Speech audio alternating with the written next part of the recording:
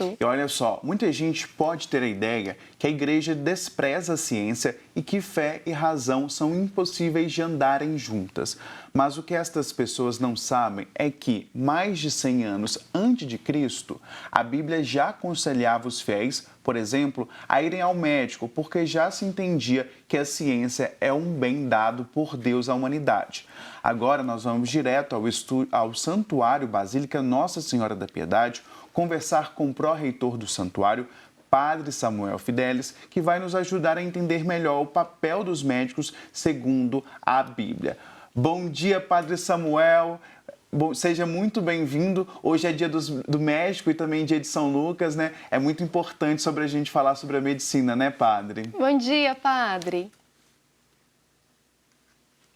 Bom dia, Vanessa. Bom dia, Tiago e todos aqueles que nos acompanham nesse momento sempre tão especial, às terças-feiras, aqui unindo Casa da Piedade e aí vocês no estúdio.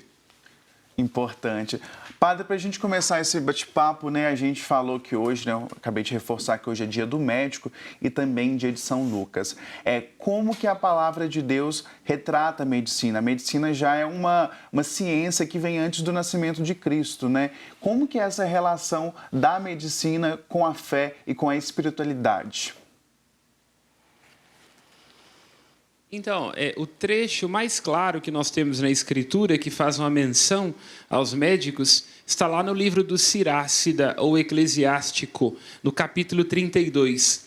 É um livro que faz um elogio a homens e mulheres do passado e também de profissões, dentre as quais se destaca a medicina. E lá se diz, um versículo muito interessante, que é insensato desprezar a sabedoria dos médicos. Então, lá, particularmente nesse capítulo, se dá testemunho de que a medicina é um prolongamento da ação de Deus. Isto é, Deus cria todas as coisas e cria as coisas de um modo bom. Mas a criação, de alguma forma, tem as suas incoerências ou as suas deficiências. O homem, então, o homem aqui entendido como humanidade, homem, mulher, médicos, participam de Deus na obra da criação quando ajudam a curar as pessoas das suas enfermidades. Então, diria em resumo, segundo a perspectiva bíblica, a medicina é uma participação da obra de Deus, do trabalho de Deus, que age sempre de maneira boa e para o bem.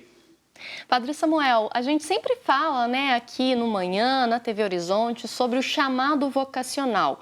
A medicina, ela é um chamado vocacional? Sim, certamente. É quando nós vemos que Cristo tem a sensibilidade de tornar-se homem e torna-se carpinteiro, significa que todo trabalho humano é um ofício redentor.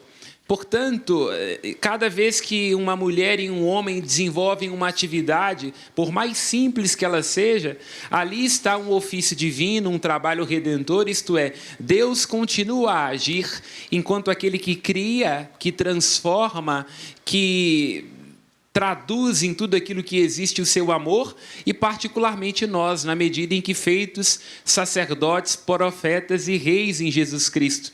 Particularmente o sacerdócio comum das leigas e dos leigos se expressa no trabalho. Ali naquele momento em que um médico, uma médica está fazendo uma cirurgia, um acompanhamento neonatal, há pelo sacerdócio batismal uma ponte entre o céu e a terra, não é?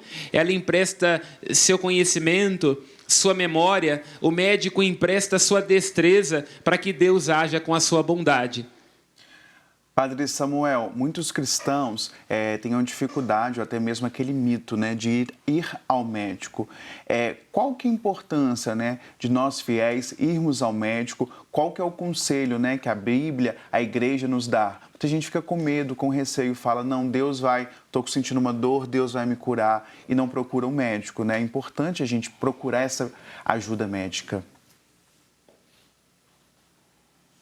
Então, em primeiro lugar, é preciso situar algo que é doutrina da igreja desde o princípio. A fé não se opõe minimamente à razão.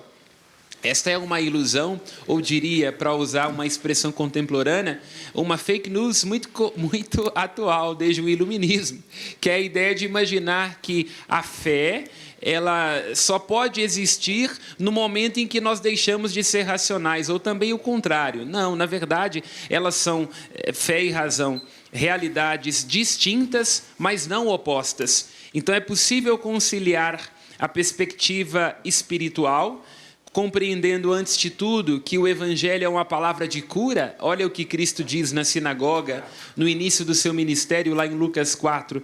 Veio para curar os feridos no coração.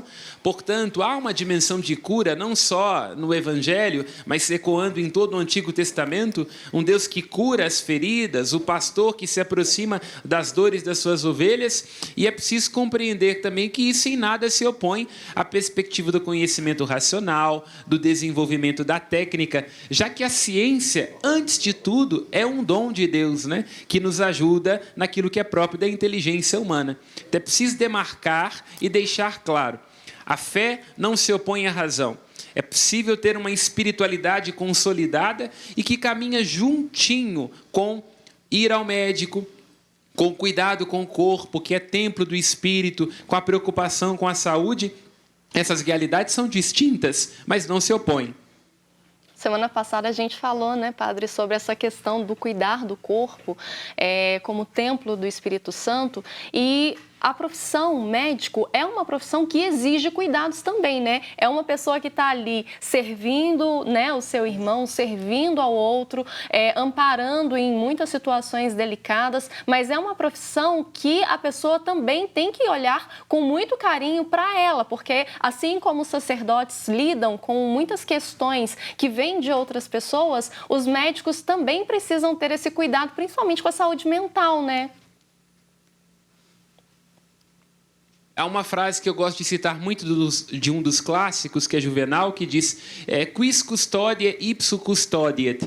Ou seja, quem guardará os guardiões? Uhum. É preciso, nós que somos homens e mulheres do cuidado, aí pense o padre, pense o médico, a psicóloga, o psicólogo. A gente tem que tomar cuidado para não nos esquecermos de que a atenção em relação aos outros não pode negligenciar a atenção que devemos a nós.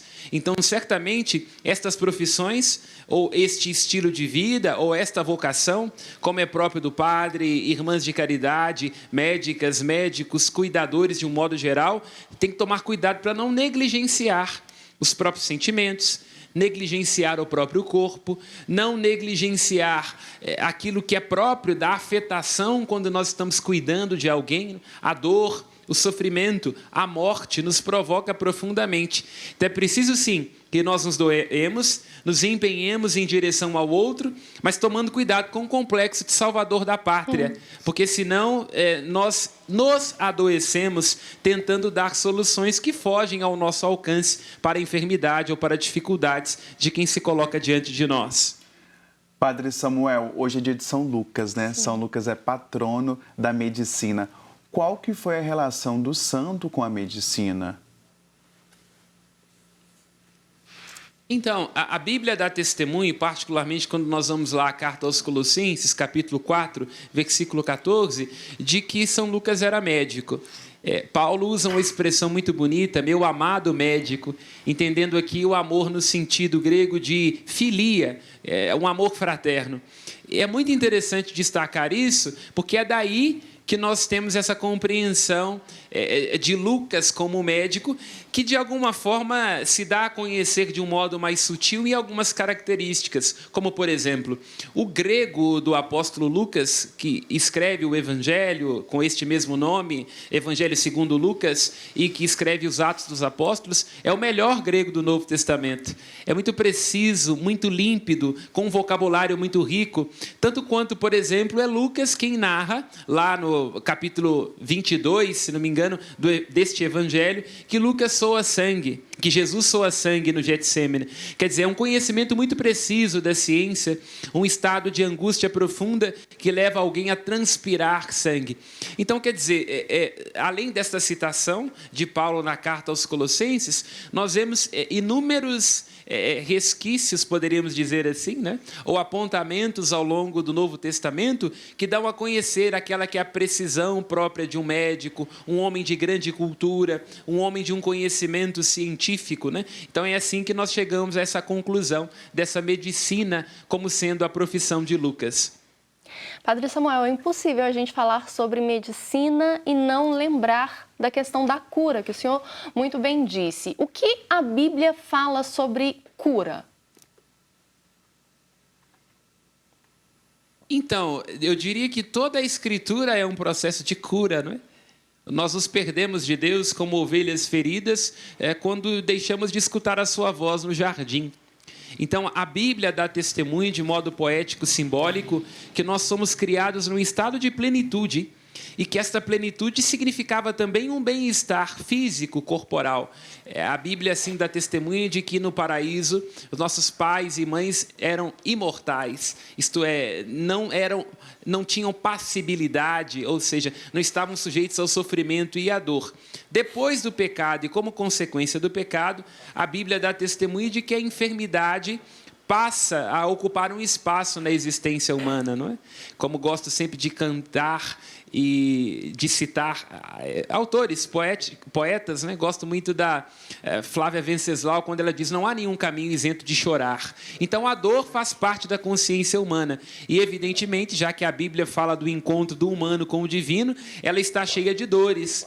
Pensemos em inúmeros casos, não é? Como os profetas ressuscitavam, como eles curavam. Pensemos em Naamã, o sírio. Pensemos em Cristo se encontrando com a hemorroísa. Então, eu diria, de um modo resumido, a Bíblia não fala de outra coisa que senão um Deus que se aproxima de nós para nos curar. Em primeiro lugar, a alma, já que nossa alma padece enfermidades, e também o corpo, já que ele veio para nos salvar no complexo, na integridade daquilo que nós somos, corpo, alma e espírito. Padre, a gente tem participação também de telespectadores aqui no Manhã da Piedade. O Luiz Carlos Henrique manda um abraço para o senhor e para todo mundo que nos assiste também. Um abraço, Luiz.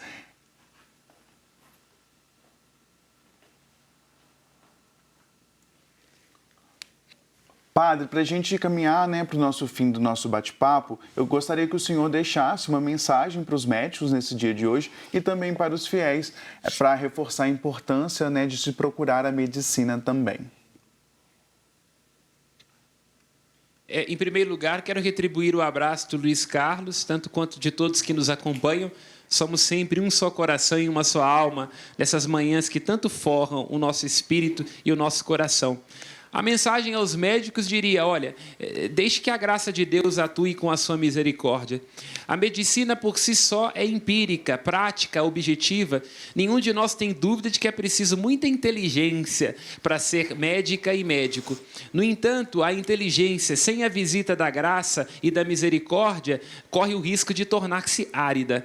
É lógico que nós não vamos precisar aqui, mas há inúmeros relatos de quanto é difícil para mulheres e homens que fazem a faculdade de medicina, quantas dores. É um campo, inclusive, muito espinhoso dentro de inúmeras faculdades, não é? Vira e mexe, nós temos reportagens de situações trágicas envolvendo a tensão própria desses estudos. Então, eu diria, nesta aridez, deixem-se visitar pela graça.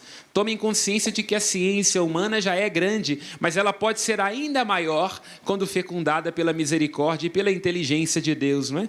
Por detrás de corpos, de técnicas, há almas. E para nós, como cristãos, de um modo geral, nunca, jamais desconfiemos de que a fé contribui com o conhecimento científico e o conhecimento científico ajuda a articular a fé. Portanto, é muito bom estar sempre próximo daquilo que cura a nossa alma, sem jamais negligenciar o nosso corpo, já que o nosso corpo é o lugar onde Deus nos encontra. Nós não só temos um corpo, nós somos um corpo que requer cuidado, atenção, e essa máquina precisa de academia, precisa de boa alimentação para dar glória a Deus. Muito obrigada, Padre Samuel. Obrigado, é sempre Padre. Uma alegria ter o senhor aqui com a gente. O senhor que nos acompanha durante toda a semana, né, com a liturgia diária no final do programa. Muito obrigada, viu? Semana que vem nos encontramos novamente. Um grande abraço, que Nossa Senhora, pela intercessão dela, invoque bênçãos sobre vocês em nome do Pai, do Filho e do Espírito Santo. Amém.